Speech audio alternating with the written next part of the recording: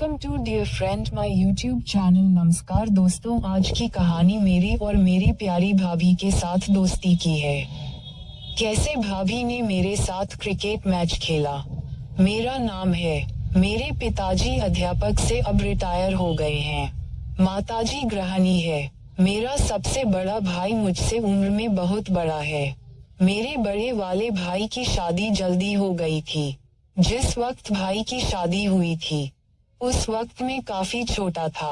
भैया भाभी की शादी के कई साल बहुत ही अच्छी गुजरे और इस दौरान उनके 3 बच्चे भी हो गए। लेकिन कहते हैं कि इंसान को कितना भी अच्छा मिल जाए पर दूसरे की थाली में घी ज्यादा नजर आता है। यही सब मेरे भाई के साथ ही था। भाई का गांव की ही किसी अन्य औरत के साथ दोस्ती शुरू हो गए। जब तक ये बात घर पर पता नहीं चली तब तक मेरे भाई ने खूब मजे किए।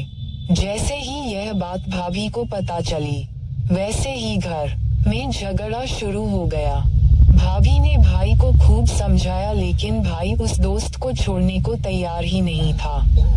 ऐसी स्थिति होती है तो स्वाभाविक है कि कोई इंसान कितना भी अच्छा क्यों ना हो वह बदलने पर मजबूर हो जाता है। तो भाभी दुखी और उदास रहने लगी। अब भाभी हमेशा अपने में खोई रहती थी। जो भाभी पहले हमेशा हंसती और मुस्कुराती रहती थी पर अब नीरस रहने लगे।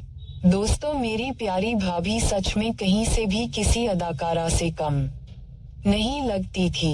एक दिन भैया और भाभी में उस बात को लेकर बहुत बड़ा झगड़ा हो गया।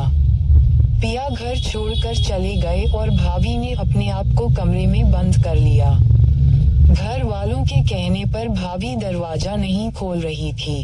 तब मैं क्या और भाभी से बहुत मिन्नतें की। तब उन्होंने सिर्फ मेरे ही लिए दरवाजा खोला और मेरे कमरे के अंदर आते ही फिर से दरवाजा बंद कर दिया। भाभी मुझे बहुत मानती है। बचपन में मैं जब छोटा था तब भाभी के साथ ही सोता था और अब मैंने अभी जवानी की अवस्था में कदम ही रखा था। कमरे का दरवाजा बंद कर लेने पर घर वालों को मेरे ऊपर कोई शक्ति इसीलिए नहीं था क्योंकि भाभी के लिए मैं उनका बेटा जाता था। ना ही मेरे दिमाग में इस तरह का कोई विचार था। भाभी को बहुत समझाने पर भी भाभी कमरे से बाहर आने को तैयार नहीं हो रही थी और ना ही घर वालों से कोई बात करना चाहती थी। मैं बस एक ही बात कह रही थी, समझाना है तो अपने बेटे और अपने भाई को समझाओ। मेरी क्या गलती है जो आप लोग मुझे समझा रहे हो। वैसे भाभी की बात ही सही थी क्योंकि सारी गलती मेरे भाई की थी। भाभी तो अब कमरे से बाहर निकलने का नाम ही नहीं ले रही थी। तभी घर वालों ने मुझे आवाज दी और मैं उनके पास बाहर आ गया। मम्मी ने मुझसे कहा, तुम खाना खा लो और अपनी भाभी को भी खिला देना। इसके पास ही सो जाना, ये कहीं गुस्से में कुछ कर ना ले। मैं भाभी का खाना लेकर भाभी के पास आ गया। भाभी ने खाना खाने से इनकार कर दिया पर जैसे तैसे मैंने उन्हें खाना खिला दिया और खुद भी खा लिया। भाभी ने मुझसे कहा, तुम जाकर सो जाओ, मुझे मेरे हाल पर छोड़ दो। तो मैंने कहा, मैं नहीं आपके पास तो लूंगा। तो भाभी बोली, ठीक है। मैंने कहा, मैं बाहर से भीतर ले आता हूँ और यही नीचे बिछा कर सो जाऊंगा। भाभी बोली, मेरे लिए तो तुम अभी बच्चे हो इसलिए तुम मेरी बगल में सो जाना। मैंने किसी तरह भाभी को समझना चाहा कि आप अपना दुख मेरे साथ बात करती हो। फिर हम दोनों सो गए।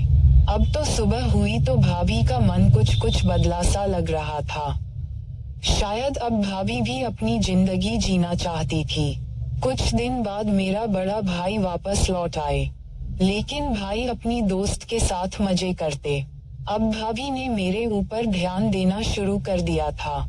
अब जब भी मैं घर पर होता तो भाभी मेरे साथ ऐसी हरकतें करने लगी तो उन्होंने पहले कभी नहीं की थी। अब धीरे धीरे मेरा ध्यान की भाभी पर जाने लगा और एक दिन अचानक कुछ ऐसा हुआ कि मैं तो देखता ही रह गया।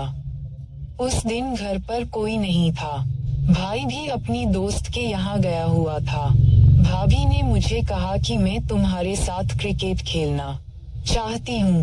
एक बार तो मेरे समझ में नहीं आया, लेकिन दूसरे ही पल में सब कुछ समझ गया। मैंने तुरंत हाँ कह दी और फिर हमने पूरे दिन क्रिकेट मैच खेला। भाभी बोली, अब मुझे अपनी जिंदगी जीना आ गया है और अब हम अच्छे दोस्त भी बन चुके थे। अब भाभी भाई से जो